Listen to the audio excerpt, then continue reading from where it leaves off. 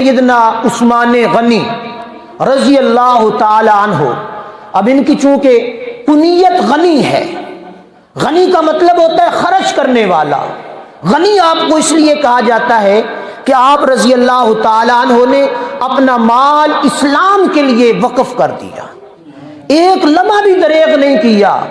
حضور علیہ الصلوۃ والسلام نے ایک جنگ کے موقع پر فرمایا کون ہے جو اپنا سامان اسلام کے لیے پیش کرے گا؟ حضرت عثمان غنی کھڑے ہو گئے، یا رسول اللہ میں کروں گا، 100 اونٹ بماس حضر سامان۔ پھر دوسری مرتبہ اعلان کیا، پھر کھڑے ہو گئے، یا رسول اللہ میں کروں گا۔ پھر تیسری مرتبہ اعلان کیا، پھر کھڑے ہو گئے۔ تو حضور علیہ الصلوۃ والسلام نے فرمایا یہ میرا عثمان وہ غنی ہے جس کے مال سے رب راضی ہے، جس کے مال سے رب راضی ہے۔ اور حضور علیہ الصلوۃ والسلام نے فرمایا حضرت عثمان غنی رضی اللہ تعالیٰ عنہ وہ جنتی ہیں جنہوں نے رب سے جنت کو خرید لیا۔ ان اللہ اشتری من المؤمنین انفسہم واموالہم بان لہم الجنہ، اپنی مال کے عوض اور اپنی جان کے عوض جنت کو انہوں نے رب سے خرید لیا، مال بھی دین کے لیے وقف کر دیا اور جان بھی ایمان اور اسلام کے لیے وقف کر دی۔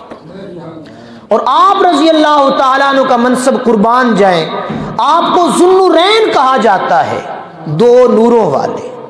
تو آپ بڑے خوش قسمت صحابہ میں سے، یہ آپ کی فضیلت ہے کہ حضور علیہ الصلوۃ والسلام کی 2 صاحبزادیاں، ایک نہیں 2 صاحبزادیاں یکے بعد دیگرے حضرت عثمان غنی رضی اللہ تعالیٰ عنہ کے نکاح میں آئی۔ یہ فضیلت بہت بڑی فضیلت ہے، اور اسی وجہ سے آپ کو ذوالنورین رضی اللہ تعالیٰ عنہ کہا جاتا ہے، 2 نوروں والے، کہ حضور کی 2 بیٹیاں حضرت سیدنا عثمان غنی رضی اللہ تعالیٰ عنہ کی عقد میں آئی۔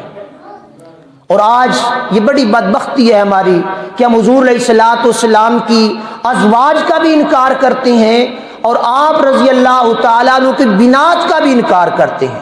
ایک بیٹی کا نام ہم سب کو پتہ ہے، ہم بڑی تعظیم کرتے ہیں، بڑا ادب کرتے ہیں، لیکن اور بھی صاحبزادیاں 3 حضور علیہ الصلوۃ والسلام کی ہیں، جن میں سے 2 صاحبزادیاں حضرت عثمان غنی رضی اللہ تعالیٰ عنہ کی بیویاں بنی یکے بعد دیگرے۔ تو یہ فضیلت اللہ پاک نے کس کو عطا فرمائی؟ حضرت عثمان غنی رضی اللہ تعالیٰ عنہ۔